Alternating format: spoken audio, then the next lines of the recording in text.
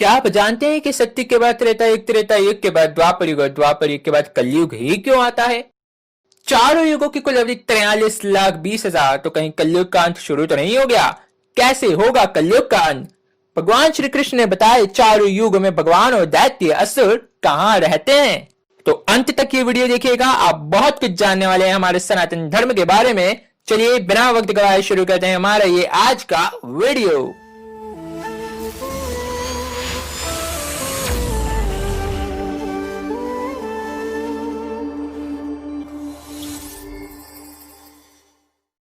जैसा कि आप सभी जानते हैं, युग 4 प्रकार के होते हैं: सत्ययुग, त्रेता युग, द्वापर युग और कलयुग। तो शुरुआत करते हैं हम सत्ययुग से। सत्ययुग की कुल अवधि 17,28,000 वर्षों की होती है। यहाँ मनुष्य यानी जीवात्मा इतनी पवित्र होती है कि वह यदि आंखें बंद करके भगवान को याद कर ले तो भगवान सामने ही आ जाते हैं।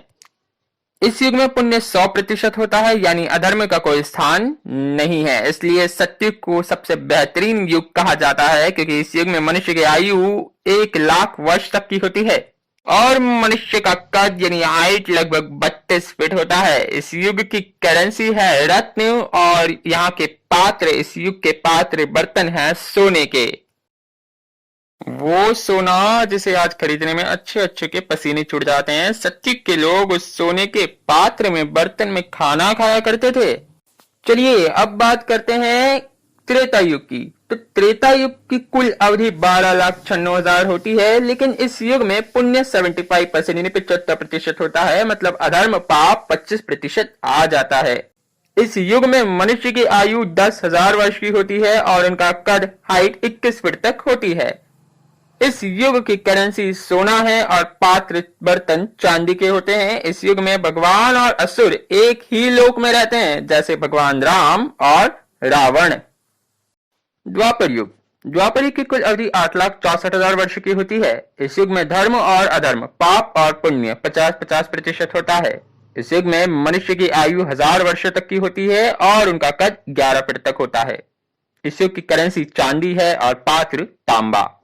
द्वापर युग में भगवान और असुर एक ही परिवार में आ जाते हैं, जैसे भगवान कृष्ण और मामा कंस। अब बारी आती है कलयुग की। तो कलयुग की कुल अवधि है 4,32,000। यहाँ धर्म पुण्य सिर्फ 25% रह गया है और अधर्म 75% तक बढ़ गया है। इस युग में मनुष्य की आयु औसतन 100 वर्ष तक की होती है और उनका कद 5 से 6 फीट होता है।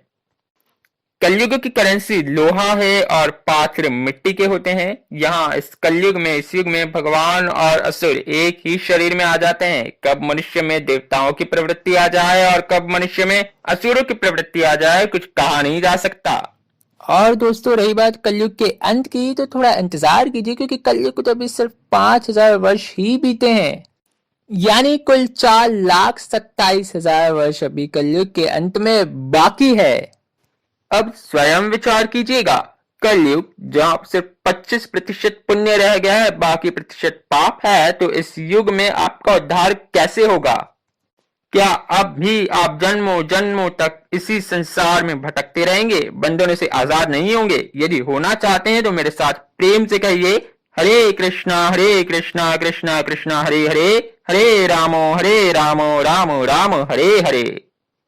दोस्तों, यदि आप हमारे चैनल पे पहली बार आए हैं तो चैनल को सब्सक्राइब जरूर कर लीजिएगा, क्योंकि आने वाली वीडियोस में हम आपको बताने वाले हैं कि किस प्रकार भगवत गीता की एक भी श्लोक को यदि आप अपने जीवन में उतार ले तो आपका जीवन सफल हो जाता है। एक बहुत ही सुंदर कथा प्रस्तुत की जाएगी, तो हमारे चैनल को सब्सक्राइब जरूर कर दीजिए। हरे कृष्णा।